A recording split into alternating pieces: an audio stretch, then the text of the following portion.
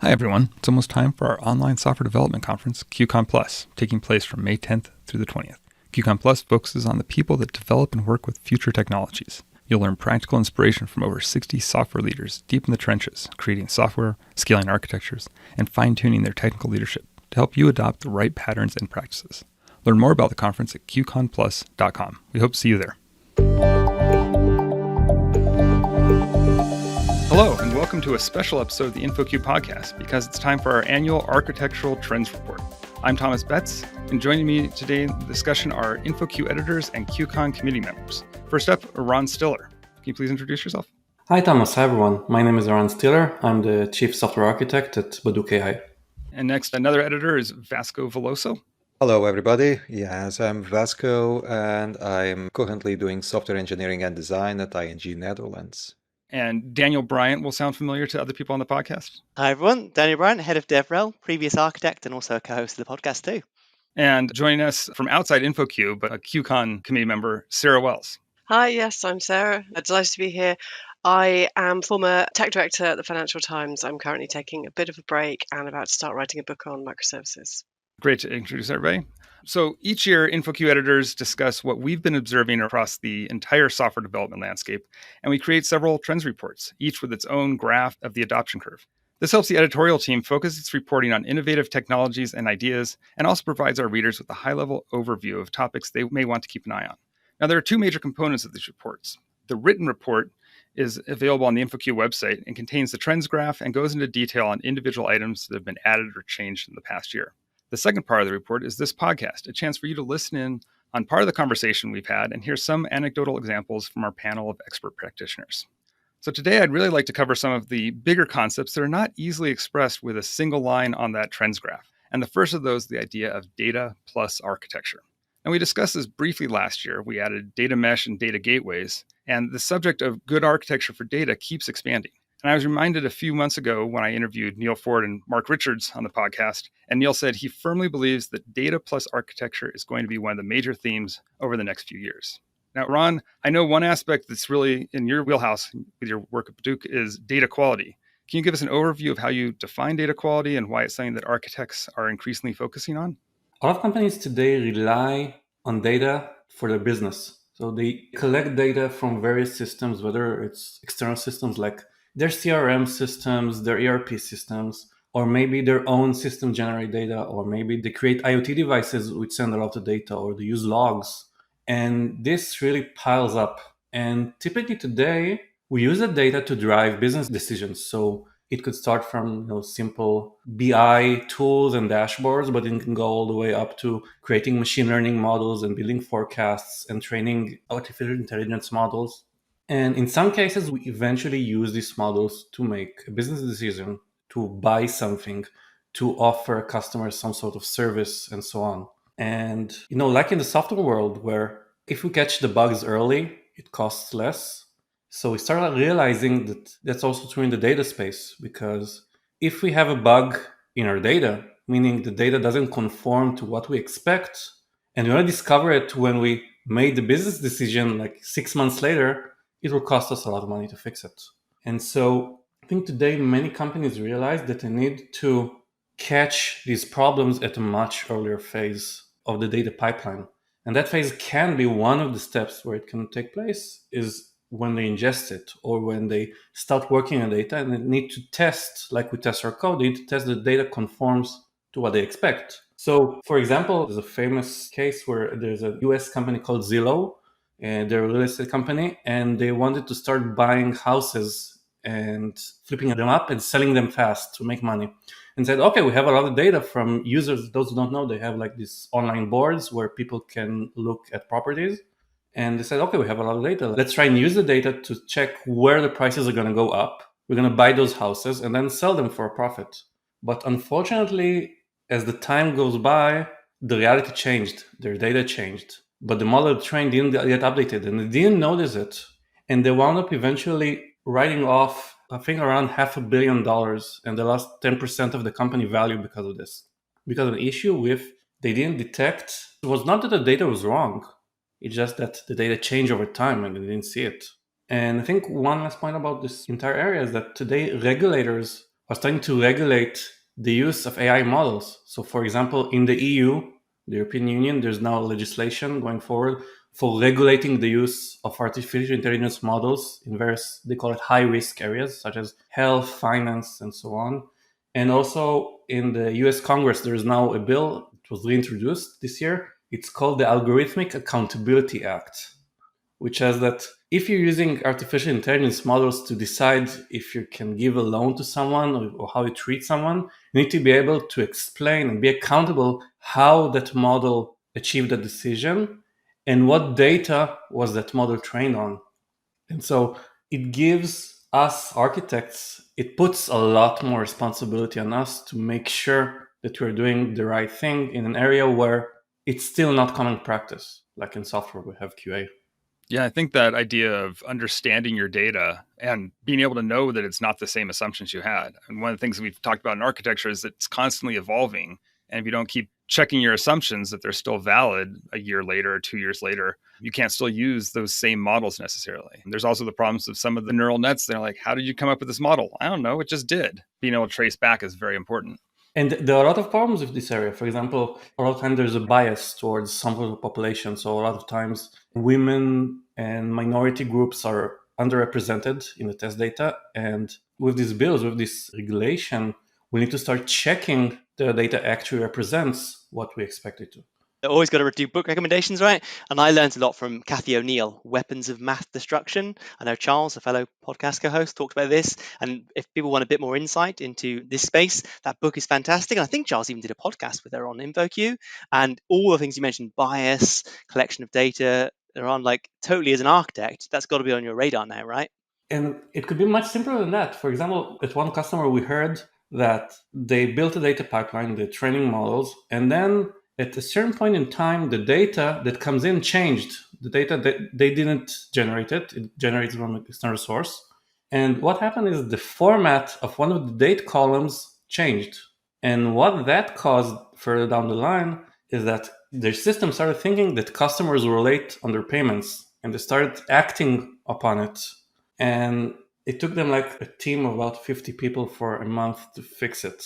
And again, this is something if you catch early on, it will work. And there are other tools that coming out today to handle these kinds of scenarios. So I work for Baduka company does one, but also other tools like Great Expectations, DQ. There are also tools that work more towards observability side of things. So they're running production in your data to see that everything works as expected. So I can name Monte Carlo and Big Eye. There are others as well to look out for the space.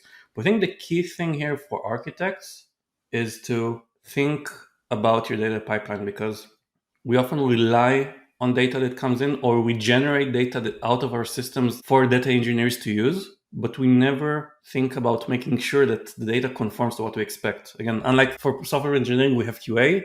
For data, we still don't have anything yet. Like, it's the best effort thing.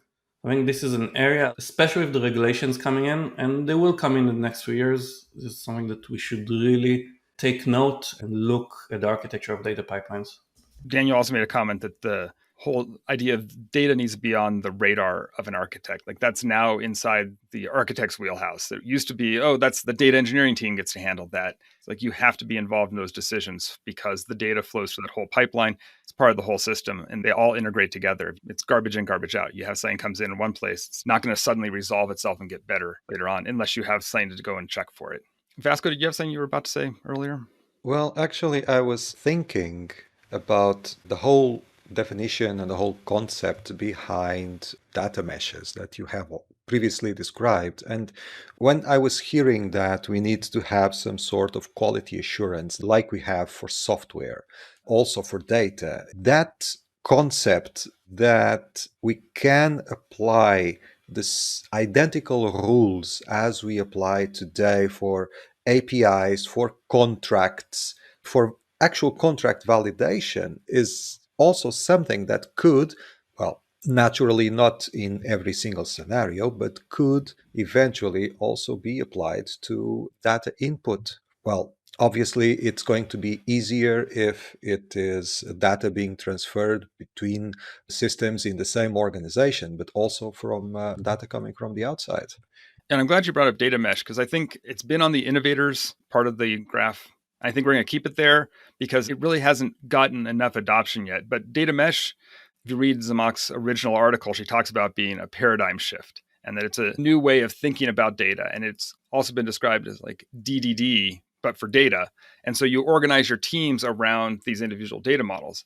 To your point, Vasco, the idea of having QA, if the team is responsible for the data, they're the team that knows that data's domain better than anyone else. So rather than slap the QA layer on, or whatever the data quality layer is, across everything, and then you don't know what you're looking at, you try and make it more focused. So I can see that data quality being part of a data mesh working really well together.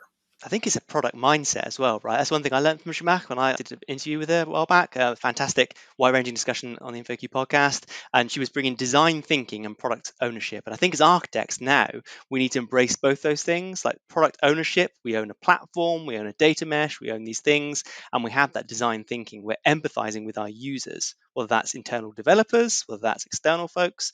I think like empathy is a big thing. And I got another book drop, right? But Jamak's got a new book on O'Reilly. I haven't read it yet, but I promise Jamak I will if you're listening. And like by all accounts, it's an amazing book. So if folks are looking to get more into the data mesh concept, like that book is a good jumping off point, I think. All right, so I'd like to turn the conversation from software architecture to software architects. Now, the InfoQ trends graphs are great at tangible things, async API, serverless, CQRS, that type of line item. Where I think it's struggled in the past is to highlight how architects do their job and how architecture happens. So last year we had Architect Elevator, because Daniel, you brought it up, Gregor Hopke's work.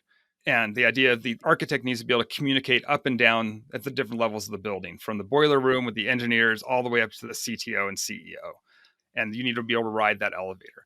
And before that, we had architect as technical leader, which sounds great, but it's kind of vague in what it is.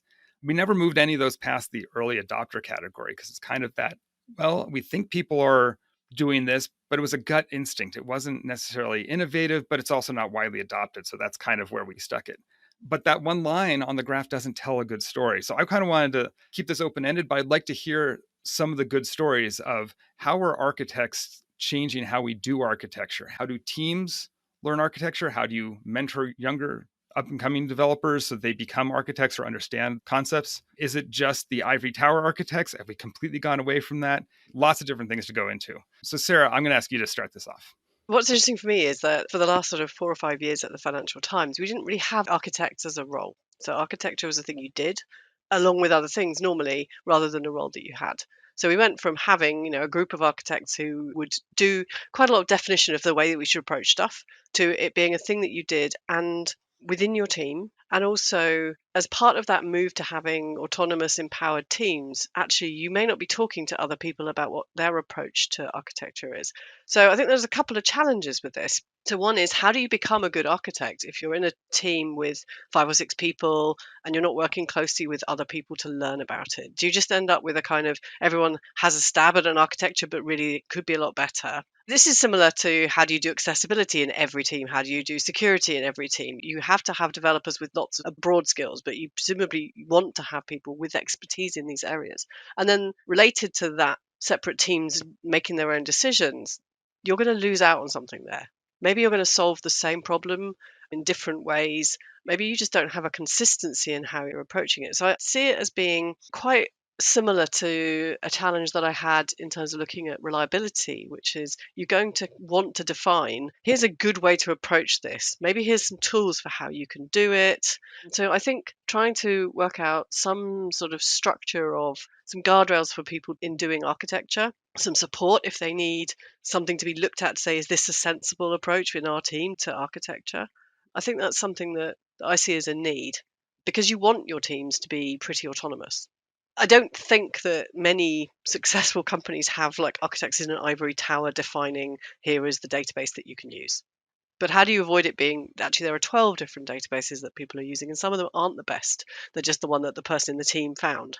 I'm really interested to hear any of your thoughts on this. Anyone else want to jump in? Go ahead.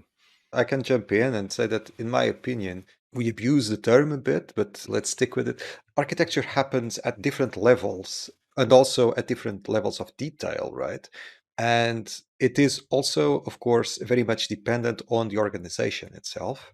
As organizations grow bigger and bigger, and learn that they cannot have 12 different databases in production serving, I don't know, 2,000 applications, then eventually they set standards.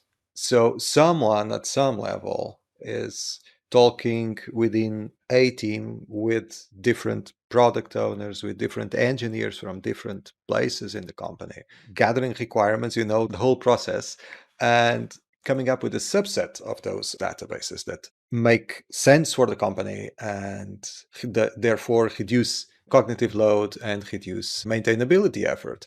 And then if we drill down to the team level, we see people doing also a different kind of architecture at a component level.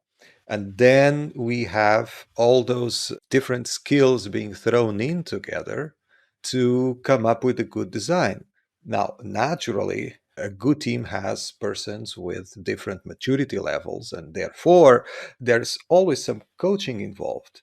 And in between these two, there can be a myriad of different levels with conversations going up and down, sometimes the same person going up and down, and sometimes connecting people at different levels. Now, I have the feeling I'm starting to become extremely vague, but well, I think that sometimes so is our line of work. I think this is really interesting. Something that I thought of when you were saying that is the need to work out how much the standards are a guide versus a mandate. Because something that I spent the last sort of couple of years working on at the FT was how do we come up with a paved road or a golden path for people in doing work?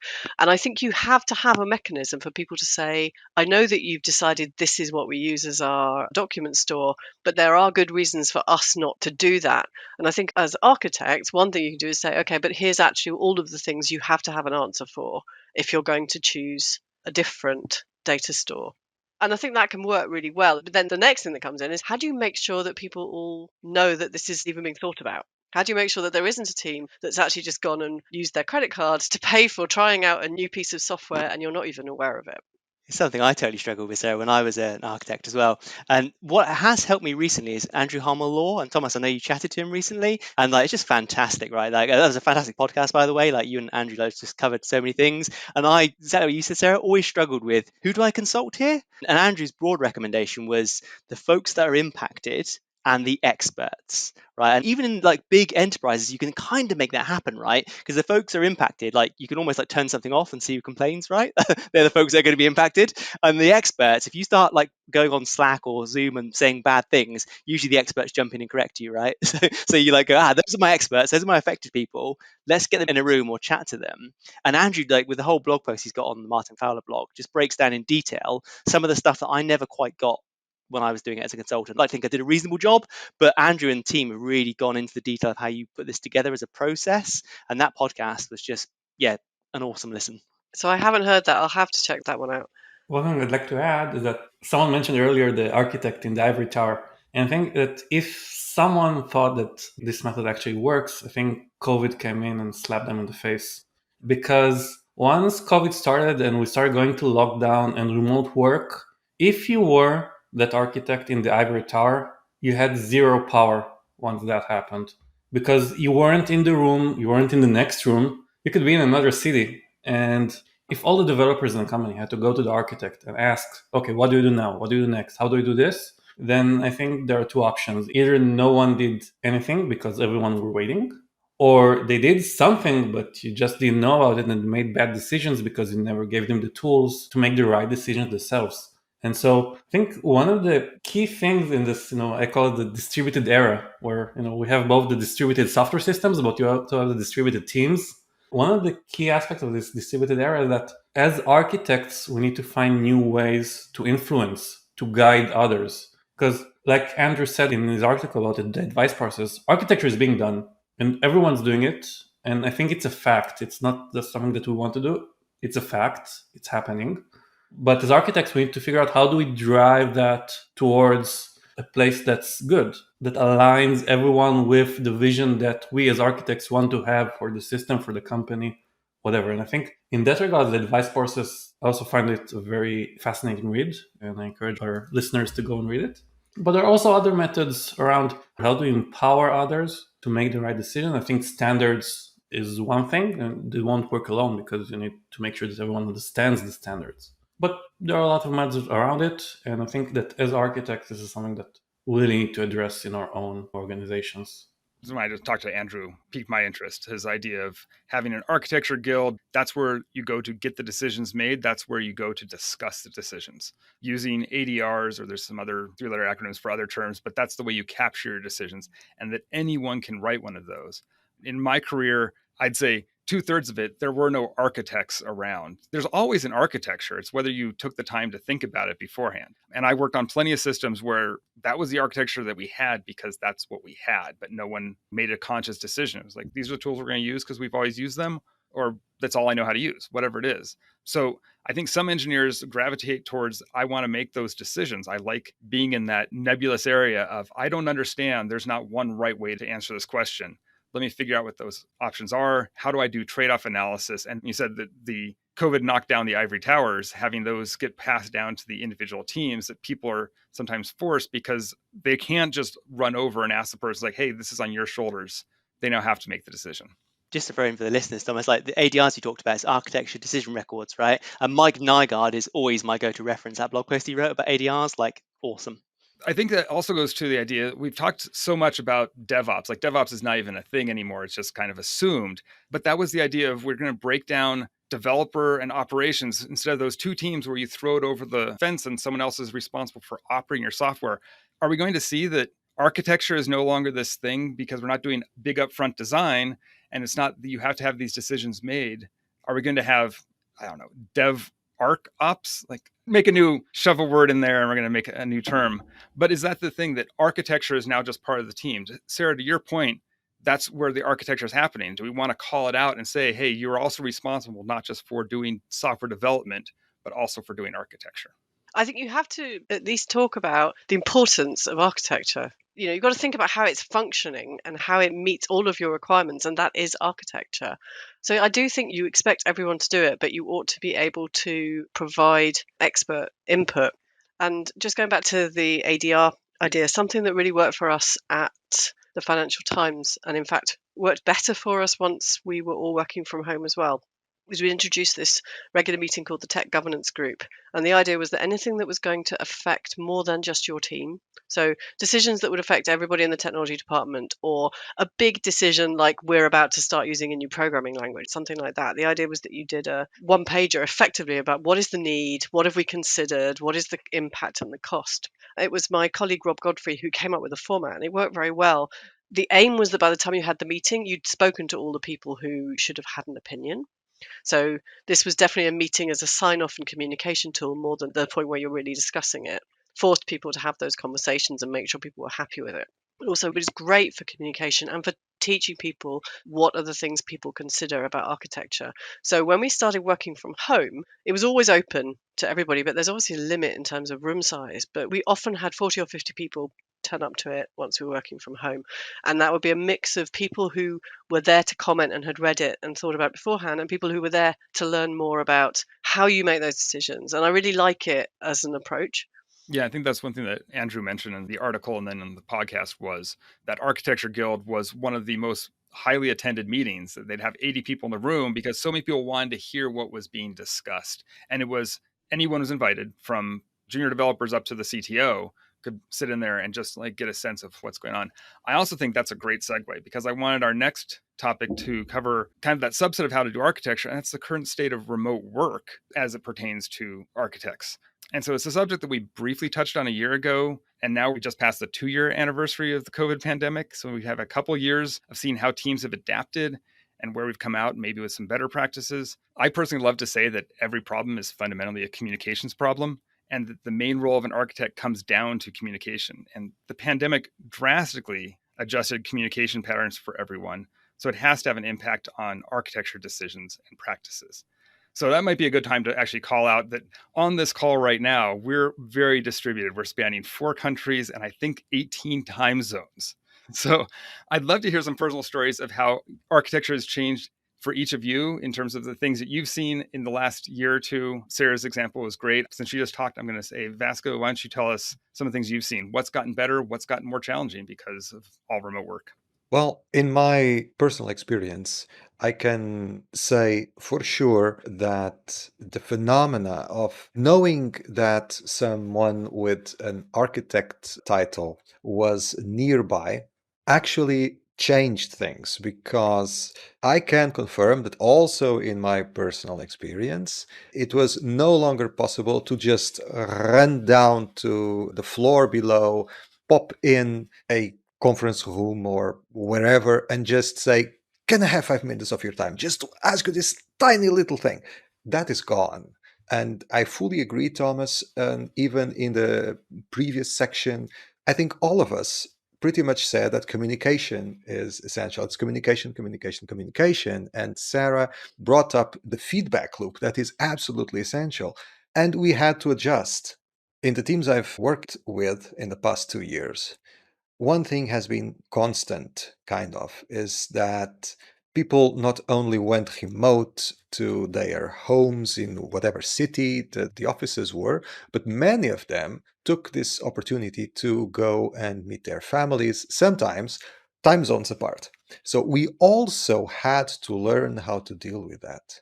And I believe that one of the consequences was that decisions were better thought through, they were better communicated and even documented, because people had to actually start writing them, often in emails, for someone that was going to wake up 2 hours from now.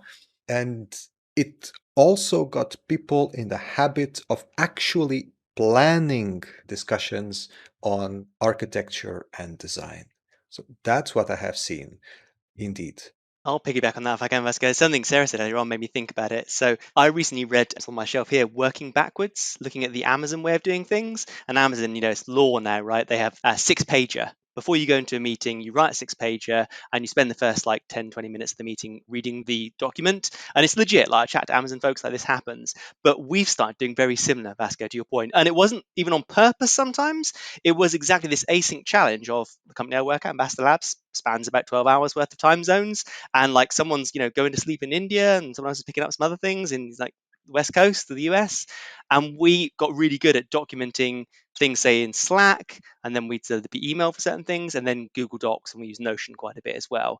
And gradually each tool became used for a certain purpose, if that makes sense. And we do assume that if you're rocking up to a quite complex discussion, that yes, we've written the thing, we've circulated that in Notion, for example, we've all added our comments on as well, addressed the obvious comments, and then the discussion is there for discussing purely the tricky stuff you can't do async, the stuff where we're going to go toe to toe and have a good discussion around these things, right? And from chatting to friends, seen quite a few other companies doing this as well. Some it's been designed, like Amazon famously, and some it's emerged as, I think, almost a best practice. So I'd recommend reading Working Backwards. It's a fascinating insight, but I can't emphasize enough the value of actually going into a meeting to discuss stuff based on facts that are already established. There was a really good presentation. I think I've called it out on one of the previous podcasts, but QCon Plus last year, on the spectrum of synchronousness. And it talked about, yes, we swung the pendulum. We went from everybody's in an office and that's how you get stuff done. You just walk down the hall and say, can I have 5 minutes of your time? To, I send everything on Slack and email, and you're waiting for that asynchronous response. And both of those have advantages, but there's times when you need to meet in the middle and say, hey, what's the right approach for this situation? So asynchronous is great for capturing the decisions, capturing the documentation, but actually having the discussion doesn't work well if everyone's pinging back and forth over 17 emails. I want to jump in there and say something that sounds kind of trivial, but I think is a real issue for me, which is I really miss being able to stand next to a whiteboard with someone. And I haven't found a solution to that. So any online stuff just doesn't feel as simple.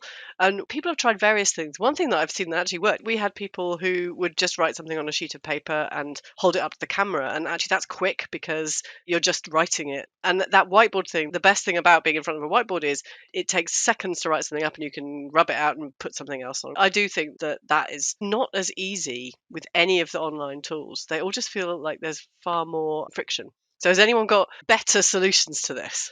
I just want to relate to that because I want to turn the spotlight to another area of the distributed work, and that's how do you transfer knowledge between architects and between developers and from architects to developers. And like Sarah said, nothing beats sitting next to a person with a whiteboard and explaining And also not referring to explain the architecture that you think the system should have, but explain the principles behind them and why do we want to make the decision.